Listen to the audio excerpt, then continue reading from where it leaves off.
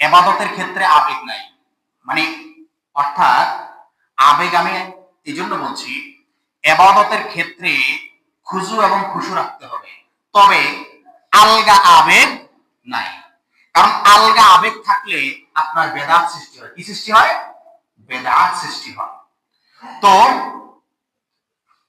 কোরআন এবং হাদিস নির্দেশিত প্রমাণিত যে ইবাদত গুলো আছে, এই ইবাদত গুলো যদি আমরা সঠিকভাবে করতে পারি, তাহলে আল্লাহ তাআলা আমাদেরকে জান্নাত দেওয়ার ওয়াদা করেছেন। সুবহানাল্লাহ।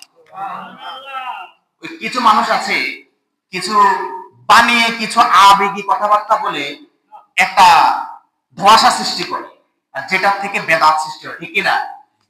এজন্য আমরা ওই যে ইবাদতের ক্ষেত্রে আলগা আবেগ যেটা, এটা কখনো গ্রহণযোগ্য নয়। নবী করিম সাল্লাল্লাহু আলাইহি সাল্লাম যা তিনি করেছেন, আমাদেরকে দেখিয়েছেন, আমাদের জন্য রেখে গেছেন, মনে রাখবেন এটাই আমাদের জন্য ইবাদত। সুবহানাল্লাহ।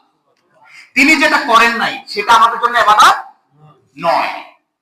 হতে পারে সেটা আমাদের অনেক আবেগে কাজ করে, আবেগ কাজ করে সেটার জন্য, কিন্তু সেটা যেটা নবী করেন নাই সেটা আমাদের জন্য ইবাদত